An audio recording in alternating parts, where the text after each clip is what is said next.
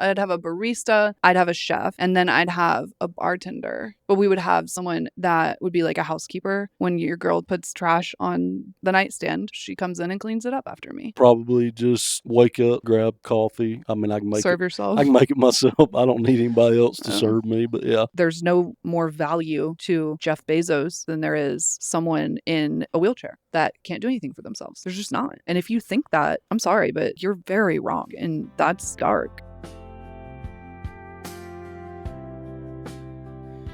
What's up? This is episode 28. I didn't fire Steven. He came back. You have no idea what was in the husband roasts? Mm-mm. No, nothing. I don't. We'll just keep that between our audience and me and Christina, and you can just stay in the dark. There you go. You don't need to know. Yeah, I'm sure it was good, though. What you don't know won't hurt you. Uh-huh. Yeah. Fair enough. So what we do here on this podcast is we laugh first. We mix humor and hard stuff together. And so that's what we're going to do. That's right. If you're not here for the humor, I will have a timestamp where you can skip ahead to the main topic. But first, we are going to do an oldie but a goodie, asking each other some questions. Yep. Fun ones. All right. So, like, we're going to interrogate each other. Boy. Yeah. So, here we go.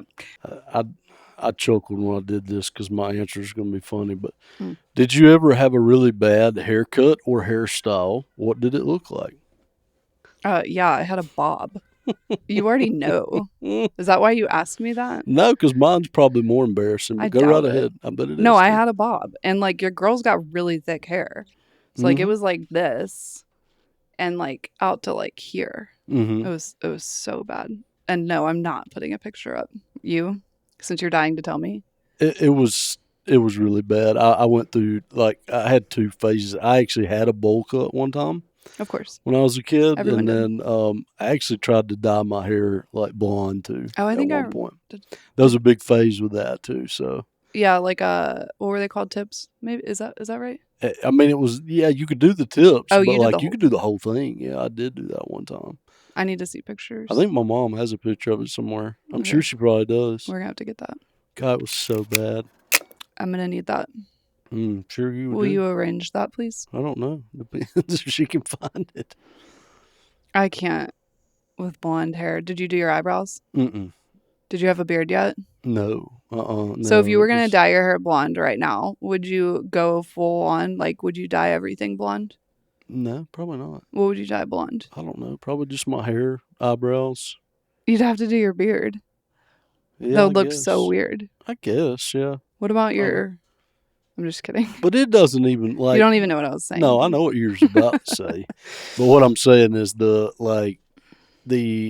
blonde that it was, like, especially, like, when you have brown hair, you're trying to dye it that way, it just does not look great. It truly does not. Goodness me. I mean, it might just be more of, like, a shock. Could be. Like, if I went blonde, I think eventually you'd get used to it. Gosh, I don't know. I don't know. Yeah, please don't. I mean, I'm not. Yeah. Brunettes, never mind. I'm not going to say what I was going to say. Okay. Go for It's a PG podcast. Yes, it is. Yeah. Go ahead. My first one is, if you had to choose, would you rather sit or stand for the rest of your life? I think I'd stand. Yeah, I figured you would say that. Yep. Why? Because it would force me to be active and move around and do things. You can't get anything done sitting down. You can get a gas or a desk, like the thing under your desk. Yeah. You know what I'm talking about? Yeah, one of those little, like, bicycle. Are you talking about, like, the little bicycle Yeah, you can things? get one of those under your desk. Yeah, but I used to have a standing desk at my previous place I worked. It was great. They had one. I know. I don't understand that. But for the rest of your life? Good. Yeah, because, I mean, the truth is that it would take a while to get used to going to sleep, because standing up, like, you would have to get really, really sleepy. I forgot about going to sleep. Well, yeah, I mean, but the reason I said that, though, is that, like, my grandfather could do that. He was one of those that could stand up and go to sleep while he's standing. I think you told me that one time. He could do that. But you'd have to duct tape me to the wall for me to sleep standing up. Yeah, I mean, pretty much. Yeah, it'd be hard. I would sit. It would. It'd be hard. I would sit. Would you? Are you surprised? No. No, I would sit 100%. I would get, like, the little, like, exercise thing, but I would sit, yeah. Well, I mean, I don't know. Just couldn't get anything done. Sure I could. I get a wheelchair and wheel myself around. What expensive activity would you like to try or do if you could afford it? Expensive activity? Mm-hmm. Horseback riding lessons again. Okay. Yeah, That's fair. that's what I would do. Why?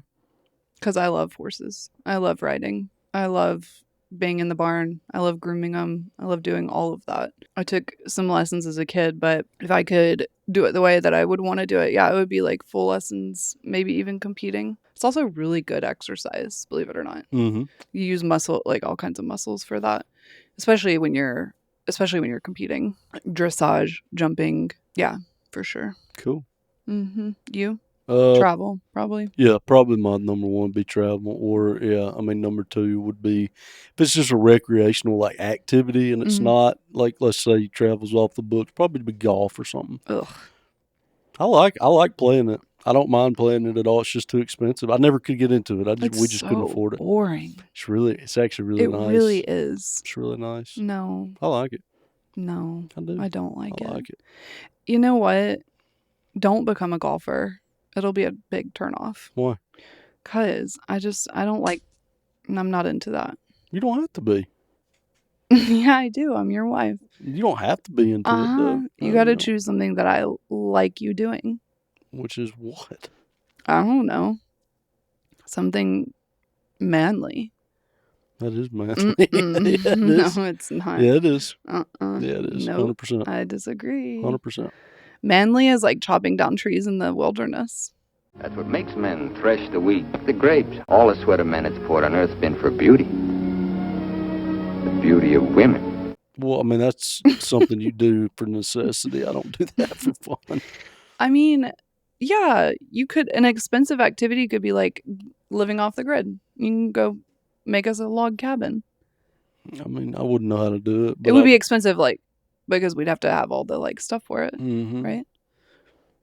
I know, but like you don't know how to golf, do you? A little bit. I'm not good at it, but you're not. Know, what? I know how to do it. I'm really bad at interrupting. I'm working on it. Okay.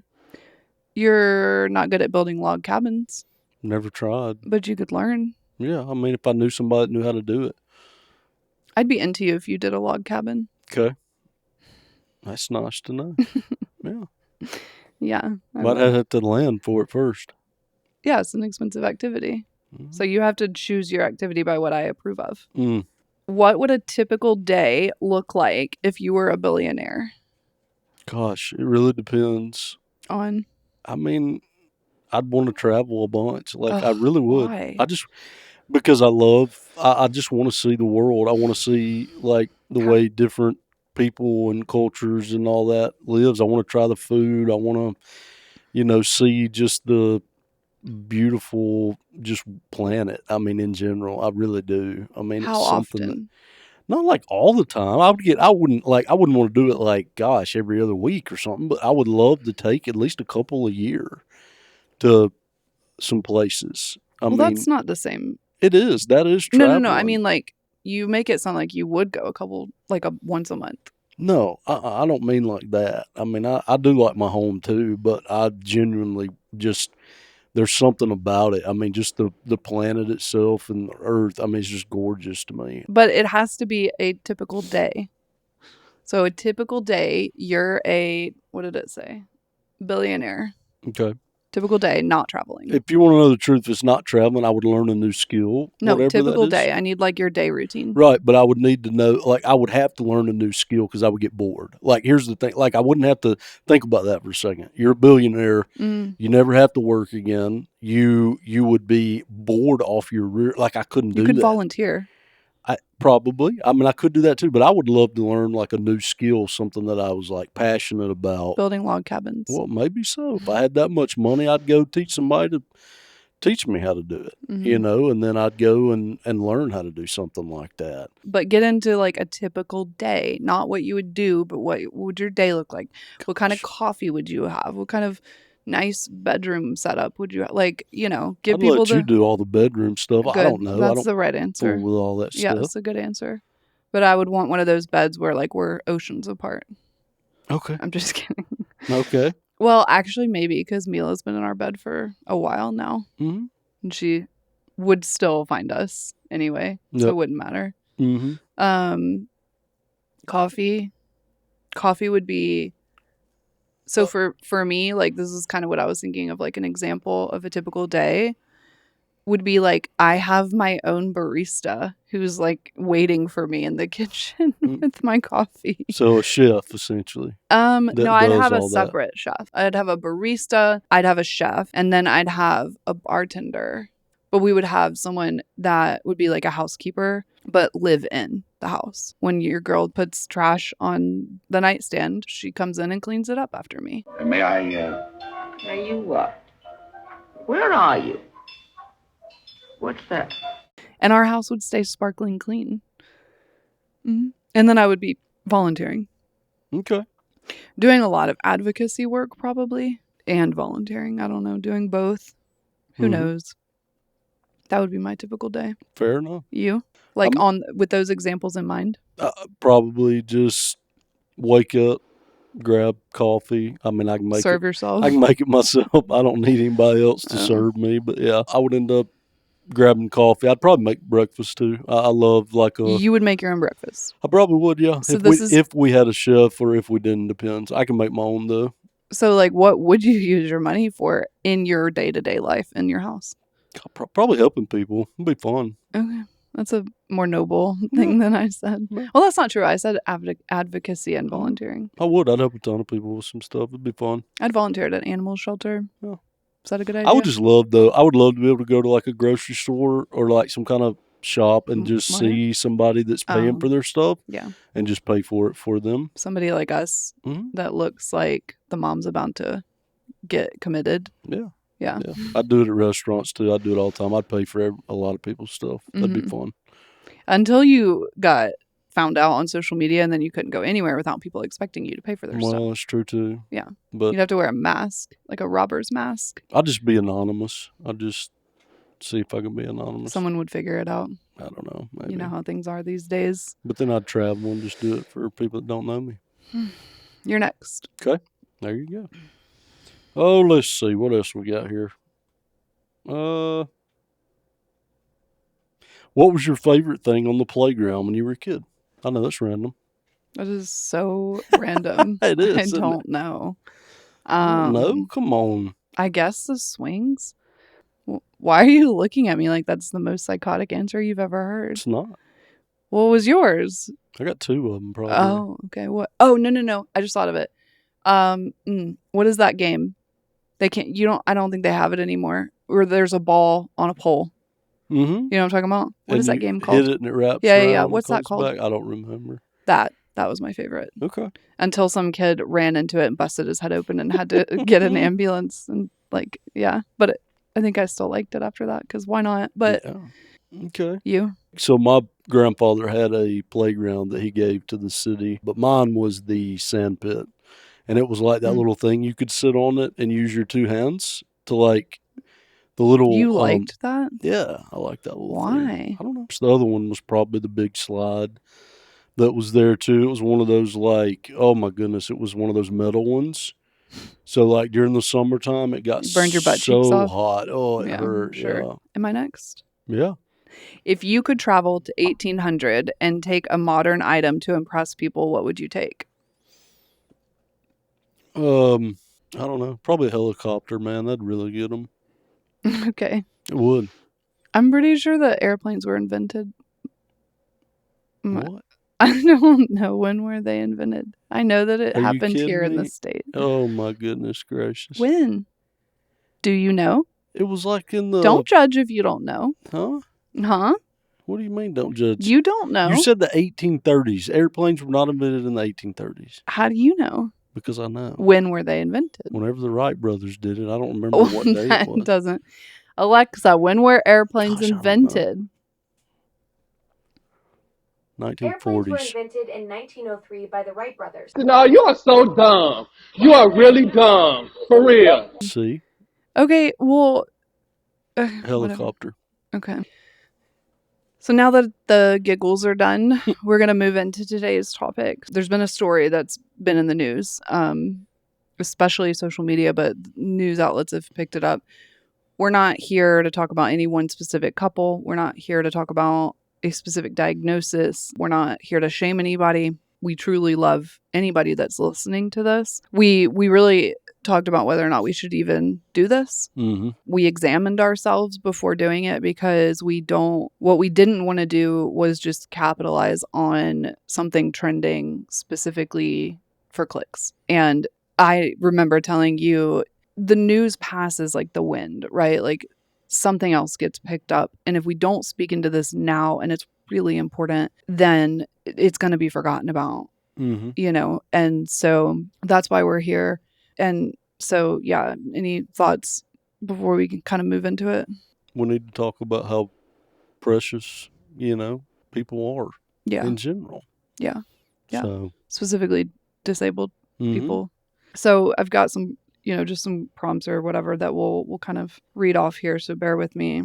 So the first question that I wrote was, our culture tends to measure people by what they produce, whether they can live independently or what they contribute that is tangible. So if a person can't do some or any of those things, does their worth actually go down, or have we just been measuring the wrong thing the whole time?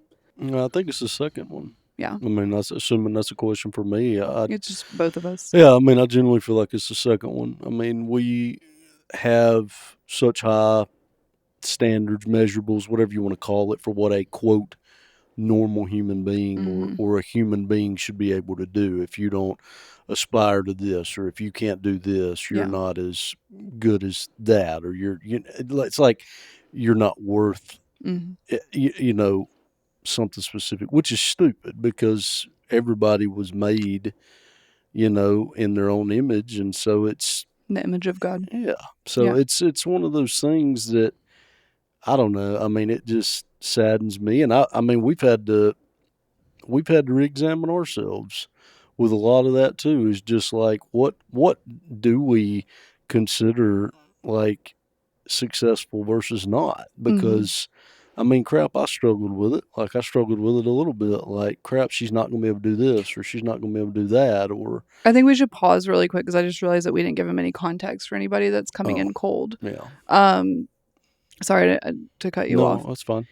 So our daughter, Mila, is 5, and she was born pulseless for 25 minutes. So she was diagnosed with a brain injury. Now, she doesn't have Down syndrome, but she has a brain injury.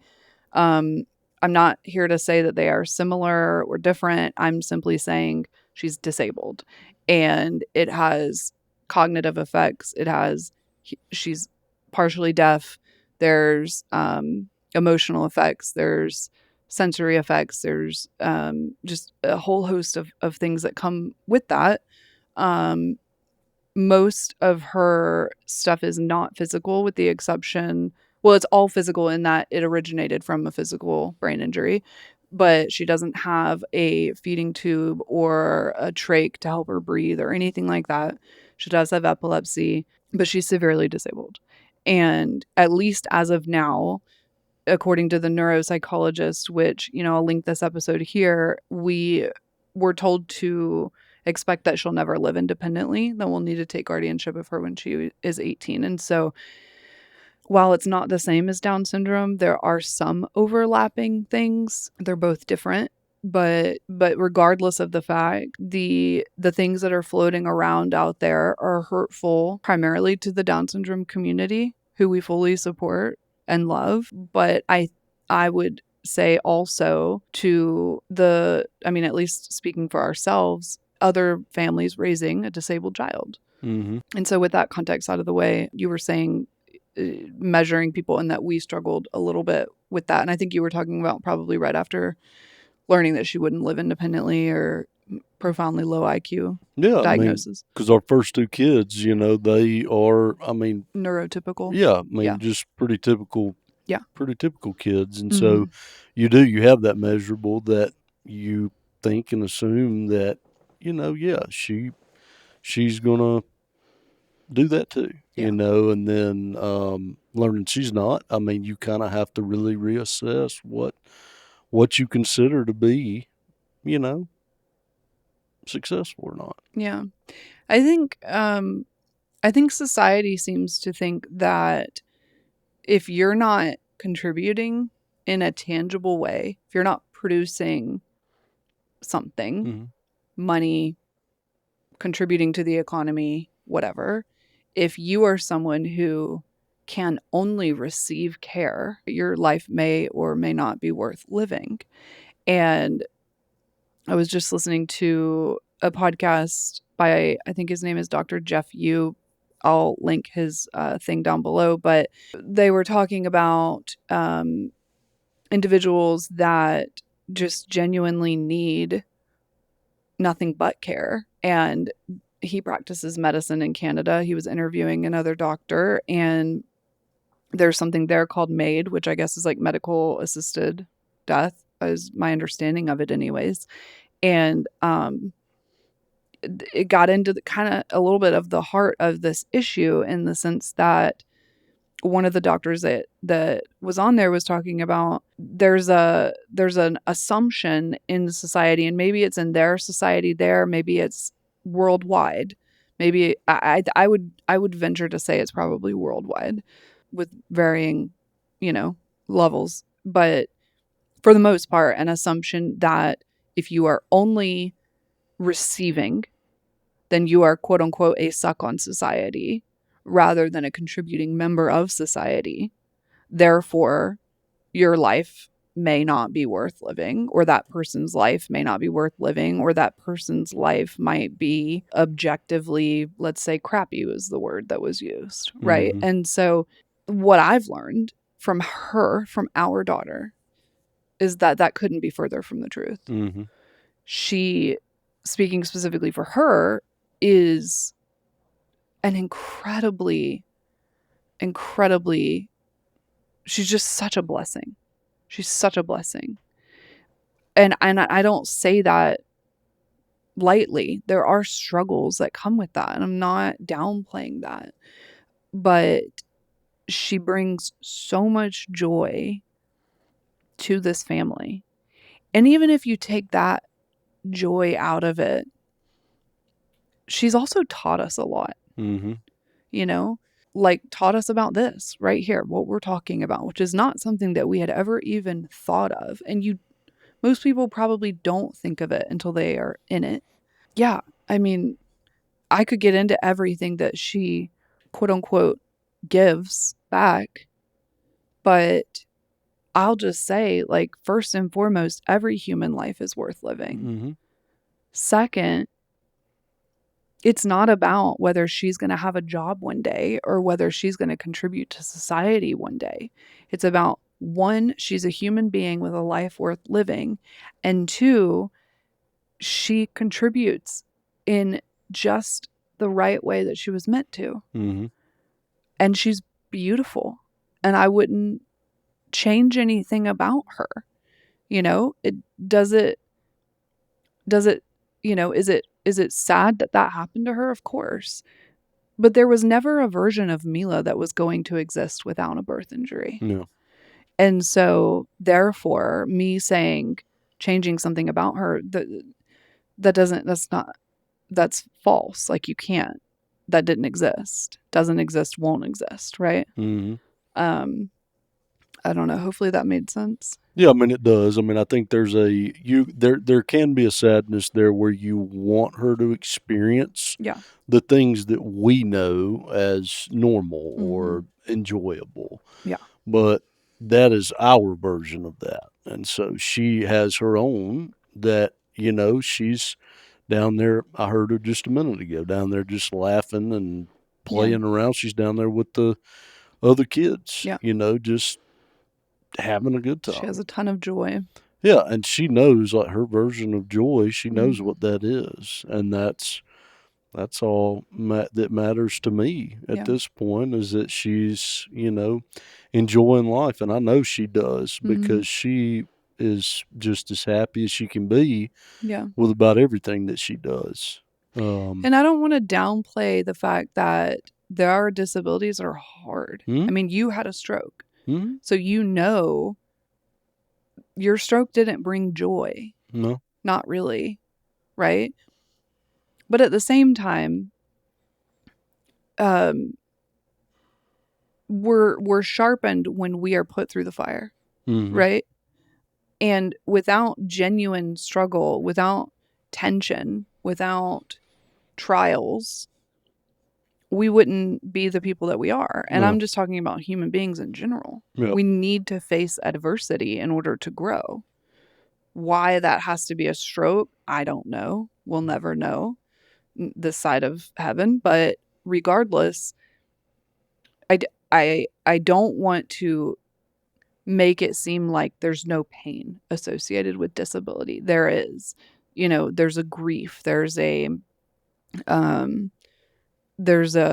some of them just stink, and regardless of that does not change the value of that human being, no matter what, even if they are not cognitively aware of us. Yeah.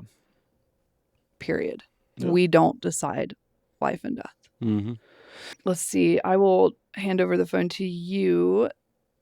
Well, actually, I think we kind of answered this, so I'll just read it really quick. Fine. But it said, what does Mila's value look like to us, and what does she bring to our family? Yeah. Anything you want to add there specifically? I mean, she brings a lot for me because she's helped me grow in a lot of ways. So it's not just, How so? we talk about the value that what does she bring to society? Well, she brings a ton of value to me. I mean, I'm learning how to be a better version of myself because of the trials and everything else that came about with the birth and everything else. So, I mean, she brings that to me every day. She makes me laugh. She makes me smile. She, does. I mean, I love her very much, but she does bring value. She brings it all the time. Every human being brings value. Yeah, I agree. So, I mean, that's all I have to add to that. I mean, there's just like, she helps me work on myself, even though she doesn't realize it. Same. So, yeah. She's, I just can't imagine our family without her. Genuinely. Nope. Next up is, so I'll just read it. I never want people to think we're glamorizing hard stuff, which I kind of touched on a little bit. That would be a lie. Disability is hard. Life is hard. People are drowning. We're drowning. So let's be honest for a minute. What is the hardest part about disability, whether it's Mila's, whether it's your stroke, whether it's my narcolepsy or something else? The constant worrying. What do you mean? Well, just the constant worrying something's going to happen. Because there is. It's, in her case, if you take your eyes off of her for a minute, she has the ability to have another seizure. And, it's one of them things, it's that constant, thinking like, okay, got to make sure she's situated every time that we step out of the room. So that to me is the case. It's exhausting. It is really hard and it is exhausting, and it's the same way trying to sleep too. It's constant monitoring, and that monitoring is beeps and all the kind of stuff that just keeps going on. And I mean, there's other parents, I'm sure, that have to listen to that or deal with it too, so they understand. But it's constant. It's just all the time. A lot of like alarms and stuff at night you're referring to when her heart rate goes down, which it does, and we've ruled out as a problem, but it's something that we just have to deal with. You've been taking a shift on that for a while because it got so bad that my alarm fatigue was seriously, seriously bad. Like I wasn't sure if I was even hearing them anymore. And so I'm trying to give my brain a break because you're going out of town soon. And I need to, even though she'll be in bed with me, she always is when you go out of town because I have narcolepsy. And so I need that extra layer of protection. I needed to try to rest my brain. So sorry to like totally derail you, but I just wanted to give them a little bit of context on that. Is there anything else you want to add as far as like what is hard about it besides that? No, I mean, that's just what first came to mind, honestly. So, yeah. I would say for me, it would be patience. I struggle with it in general, and I don't you know, I feel like out of anyone in the family, I'm probably more patient with Mila. I know I'm more patient with Mila than anybody else. I am too. But there are times where I, you know, raise my voice, and that's not okay. But I'm open and honest and raw here, and so I'm not going to sugarcoat it. Yeah, I've raised my voice at her, you know, and we've said before on the podcast, or I've told a story on the podcast before where, you know, that's happened, and I go to her and I apologize, and I think the exact quote I used was, she looks at me like I hung the stars and the moon, and has no idea what I'm even saying. And then, yeah, the one time I remember specifically just going in her room and just crying and crying because, yeah. So yeah, it's hard. It's not, we're not going to glamorize it, but it's beautiful. Yeah. And it's a blessing. And we were given Mila for a very specific reason. Yep. And she has grown us in so many ways. Yeah, 100%. I mean, I can just see it all every day at work. Like, it's amazing to me. Just, you know, when those people complain and they whine and cry about something not working or whatever else it is, Yeah. I just look at it and I'm like, this just doesn't matter. Like, It gives in you the a different- it's just different perspective. Like, in the grand scheme of things, like, it just don't. Like, we just, you know, it's just crazy. It has. It's changed me a lot in that way. I definitely have a lot more patience with her for sure. So, yeah. Can you grieve and love at the same time? Yeah, absolutely. We did in the NICU. Do you agree? Yes, 100%. In the NICU, the first thing that pops into my mind is the DNR discussion that we had to have with the doctors. And that was because if she went into cardiac arrest again, they needed to know. Yep. After she'd already been resuscitated, you know, for so long. We ultimately said, yes, we would want her resuscitated again. Yep. And we were grieving. We were absolutely grieving. And we were scared. Yep. We didn't know what was coming. The other thing that comes to mind is the neuropsychology grief, the hearing loss grief. For context, we found out about the fact that she's partially deaf like days after we found out that she'll never live independently, you know, and or most likely will not. And so there was a profound grief, but such a fierce love at the same time. Yep. And for me, it was almost like, and I don't want to speak for you, but for me, it was like,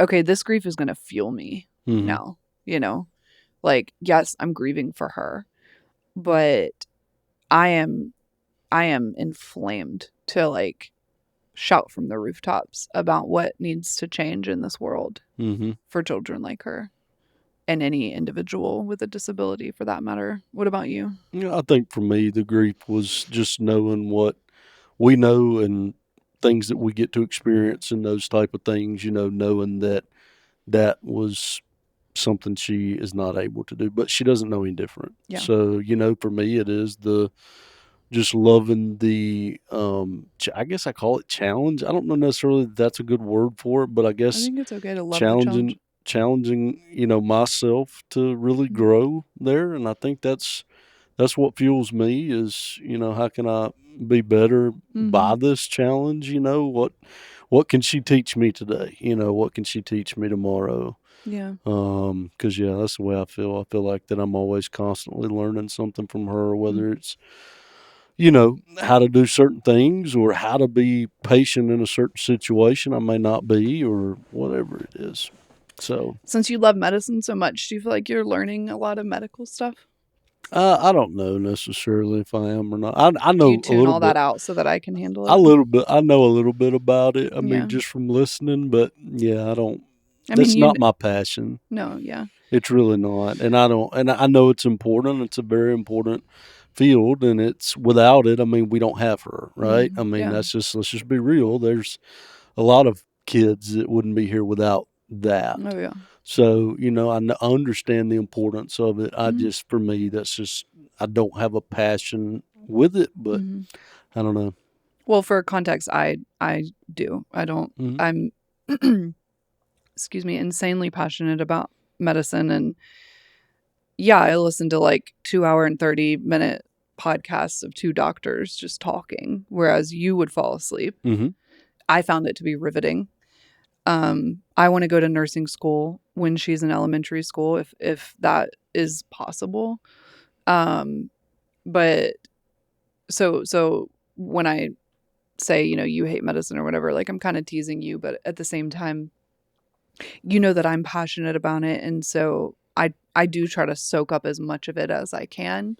That the necessary things, the seizure first aid and how to administer the medication and all that kind of stuff. So, Well, I don't hate it. It's just talking about it is not something that interests me. So yeah, that's all. no, yeah. Did I say hate? You did. Oh, I'm sorry. Okay. It's okay. Well, yeah. So it doesn't interest you. Right. You're not passionate about it. That's it. Okay. Um, Perhaps people think quietly that a painful life isn't worth living, and I wouldn't agree with that. Of course, there are points in medicine where conversations are had with doctors, like we said a moment ago. In fact, we have shared before that we had to have a DNR discussion when Mila was in the NICU.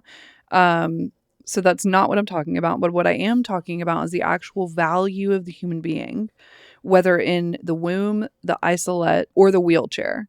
My question that I wrote down is what gives them, those individuals, those babies, those children, just as much value as others? Well, I mean, I don't want to make it simple, but it's a life. Yeah, That's it's a human life. yeah, it is. Another member of our human family. Mm-hmm. That's it. Yep. It's as simple as that. Mm-hmm. It's a human. Yep. He or she is a human. Yep. So there's no more value to Jeff Bezos, not picking on him, but there's no more value to Jeff Bezos than there is someone in a wheelchair Mm-hmm. that can't do anything for themselves. Yep. There's just not. And if you think that, I'm sorry, but you're very wrong. And that's dark. And you need to examine that. Yeah. Gonna say it, Mm-hmm. There's a serious problem if society is placing, and I think it does, placing more value on those people. I mean, we see it with, just the obsession with celebrities or the obsession with, people that have made a lot of money or, Mr. Beast or whatever, like whoever you want to name, whoever you want to throw out there. Society is just obsessed with these people. Mm-hmm. And then you have people that have disabilities and it's like, just sweep them aside or even just ignore them entirely. Like they're not even there. And it's gross. It's gross. Oh, yeah. I don't know how to change it I don't know that you other can. than keep doing things like this, Yeah. make our voices louder. Well, unfortunately, most people think, what can they do for me? Mm-hmm.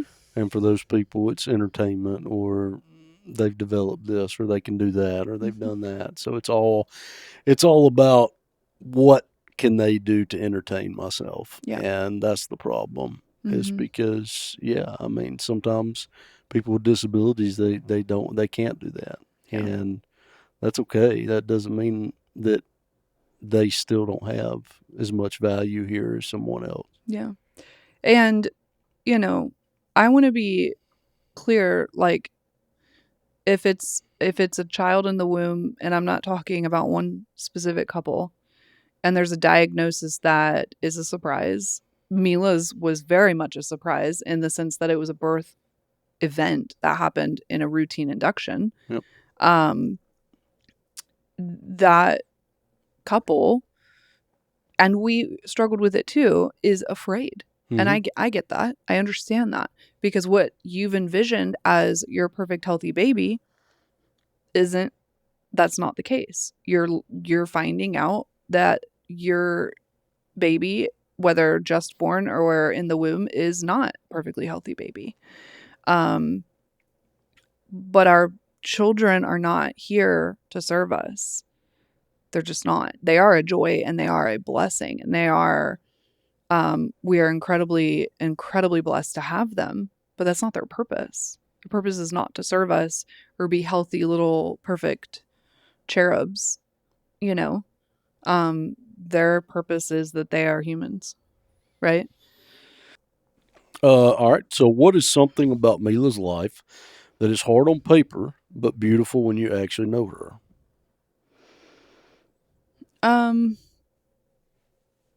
I don't. My first instinct is to say her hearing loss Okay. because it makes every word she gets so fun, and we celebrate them, Mm-hmm. you know. But I also don't want to say that it's beautiful for her. I mean, she doesn't necessarily know the difference, but it has cost her a lot. The misdiagnosis of the hearing loss for the first 5 years of her life until we moved here to Charlotte is real and has impacted her and will impact her permanently in the future. However, there is still a blessing in it. And I would argue you could find a blessing in any of these things. Mm-hmm. And for us, it's, yeah, she just, every word, every new sentence, every new phrase that she has is celebrated, and just like, we constantly are like, did you hear that? Did you hear what she just said? And I feel like a lot of people do that when their child's like 18 months old, you know, or whatever. She's 5 and we're doing it still. But it's fun, you know. Mm-hmm. It's fun to listen to her say new word comment or combos. That I think the other day she was getting out of the bed. You may have been getting out of the bed before me or something, making coffee. And she leaned over and she said, "Mama kiss, ayagu," and then left and closed the door behind her and like went downstairs with you. But just the combinations of words, like they're new, you know? So yeah, that's mine. What about you? Okay. Her fire and confidence. Her what? Her fire and confidence. Like, Could you she is a elaborate? very feisty one, and she's got Mm-hmm. confidence, and so I love that. Like, she'll just, again, if you're not watching her, what will she do? She'll walk outside in the back, and she'll do that without anybody watching. She does not care. She does not tell Yeah. you. She does not care about that at all. She does what she wants to do. Yeah, she And does. she's got confidence Mhm. that she's gonna be just fine. I mean, she goes on that deck down the thing, and next thing you know, she's there riding her bicycle out in the Yeah. back. So, but that also too, that you worry about that, because Mhm. if she goes out the front door and just decides to start walking up the road and gets hit by a car, she doesn't know. You're talking about her lack of safety Correct. awareness. Yeah, Yeah. yeah. That's the Okay. negative part of that. Yeah. Yeah. So, But anyway. she's carefree. Mm-hmm. That's what I hear you saying. Yep. And partly because we're vigilant, Mm-hmm. so she hasn't really experienced consequences. Nope. But I have a feeling even if she, I don't know, like, not got hit by a car, but like even if she hurt herself outside, I don't think that's stopping her from going back out. No. You know, she is insanely tough and has an incredible pain tolerance. So I think she'd brush it off and be good as new. Yep, she would. Anything else on that? That was mine. The next one I have is a scary diagnosis is genuinely scary. And fear is a human response. And so I want to say that we are not condemning anyone for being afraid. We were afraid. Very much so. We had selfish thoughts when Mila was born. We've talked about those on this podcast, about not being equipped to raise or even desiring to raise a child with major disabilities, which I think is a normal human response. Not saying it's an okay response, but it's a normal human response. But fear and love can coexist. And I think we touched on this a little bit, but I assume that you would agree. But what I wrote down was, would you agree? Yeah, 100%. Yeah.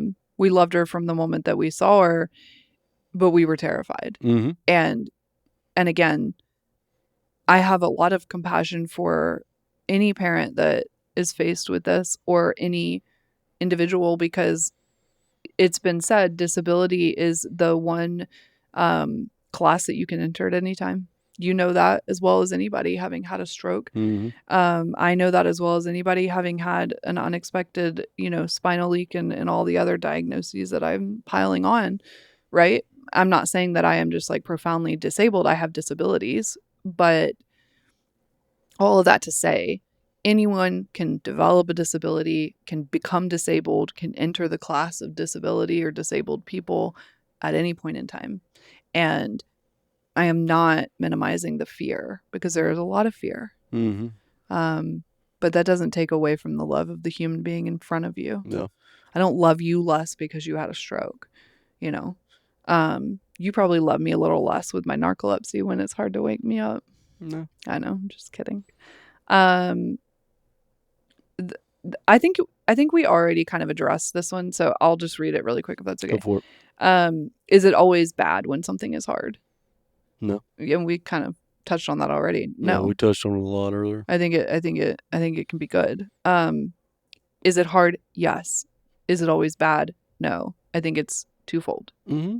Good Well, and you bad. got to look at it that way too, right? Mhm. You can't dwell on just it being hard all the time, because your mind will get consumed with that if Yeah. you're not careful. So you have to look at it as you're being kind of chiseled into, a better person. Yeah. So that's And the the way chisel we've is got painful. to. It is. 100%. So kind of just closing this out. I wrote this, and I'm sorry I don't have it memorized, so I'm reading it. I wrote, I want to talk straight to one person right now. If you're listening and you just got a hard diagnosis and you are terrified, I don't want to lecture you. I want you to hear that it is okay to be scared. That does not make you a bad parent or a bad spouse or a bad caregiver or a bad friend. And then I wrote, what else do we want that person to hear from us? From people who, like us, walk this daily. Mm-hmm. Go ahead. I'll go after you. Those are normal human emotions. They're, not necessarily, it's not like they're positive emotions, but they're normal human emotions.